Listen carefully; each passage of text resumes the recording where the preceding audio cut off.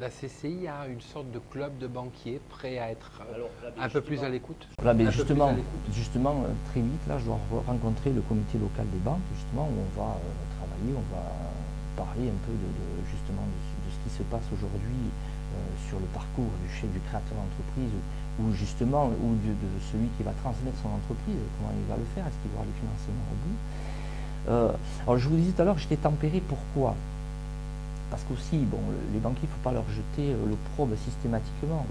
Ils ont évité aussi de graves soucis par rapport, si vous voulez, au taux d'endettement.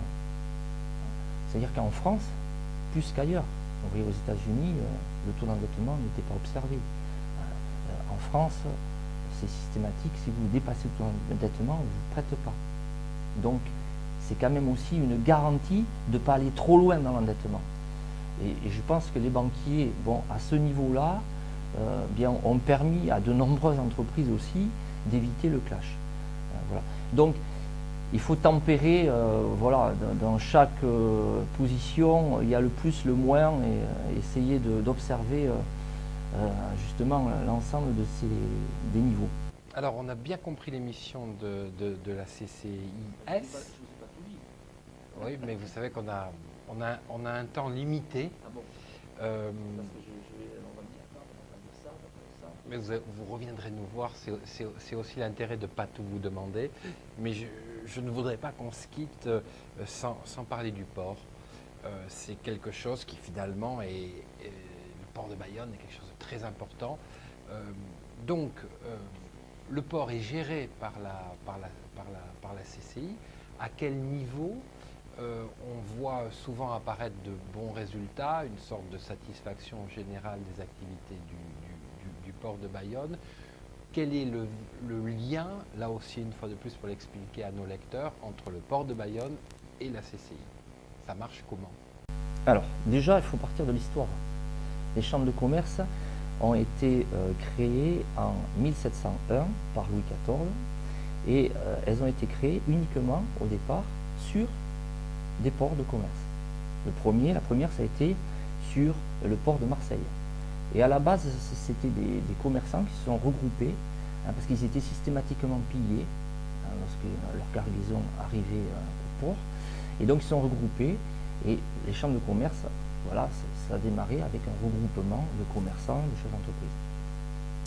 La chambre de commerce a démarré à Bayonne en 1726 sous Louis XV. Et donc, la chambre de commerce, dès le départ, était impliquée sur le port de Bayonne. Et donc, si vous voulez, qu'elle soit impliquée aujourd'hui, c'est historique. Nous sommes sur le port de Bayonne, où il y a un port de commerce, et où ce port de commerce, aujourd'hui, a quand même une certaine envergure.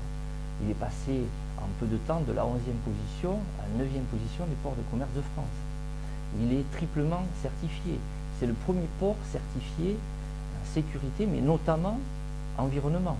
Alors lorsqu'on me pose des questions sur le port, systématiquement c'est pour critiquer le port, dire que le port pollue, etc.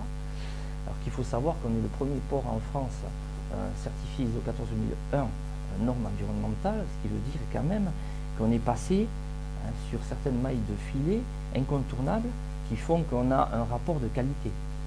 Alors ce que je souhaiterais, moi, et je pense moi et mon équipe le souhaite aussi vivement, c'est faire en sorte qu'aujourd'hui, l'ensemble de la population puisse s'approprier ce port. Ce port, je souhaite le rendre beau, je souhaite le rendre apprécié. Il faut savoir qu'aujourd'hui, le port occupe 3400 emplois directs et indirects, génère 530 millions de revenus, ce qui n'est pas rien, et donc c'est un atout de développement économique plus qu'important dans la région. Alors comment on peut le développer autrement que purement commercialement? C'est-à-dire que vous aimeriez qu'il y ait une vie autour du port, aussi bien le jour que la nuit peut-être d'ailleurs. Eh bien on y vient.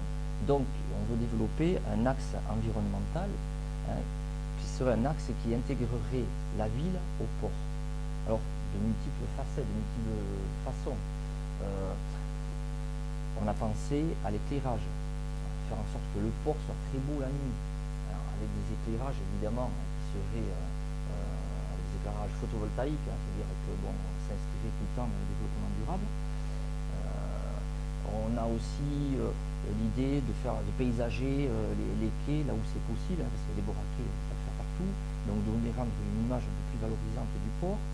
Ensuite, ce qu'on souhaite faire, c'est créer un tourisme un peu industriel, faire visiter le port, faire visiter certaines entreprises. Donc on est en train de travailler sur tous ces sujets-là, pour faire en sorte que bien demain, les gens s'approprient le port et considèrent que le port, voilà, c'est un élément qui fait partie de leur vie. André Garetta, merci. Je vous ai